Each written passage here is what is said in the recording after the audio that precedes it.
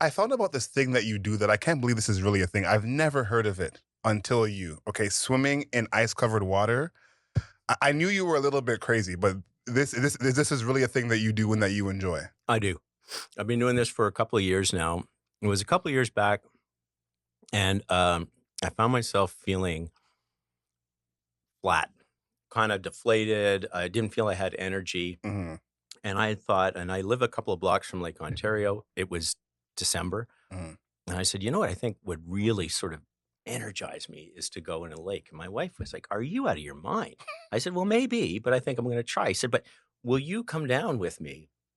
And because she said, you're going to have a heart attack. You're going to die. I said, well, why don't you come down with me and just make sure? And she says, well, I'm not going down there. It's too cold. So I said, so you kind of care about me, but not Not enough to enough. actually show up. So I started doing that a couple of years ago, and I do it through the winter. I do it at least once a week through the winter. I was doing it up at a lake recently where I was literally had to break the ice to be able to go in there with a friend of mine, and it supercharges me on on one level. Like I get a real physical, and Like a rush. there is a natural. You see it in your body.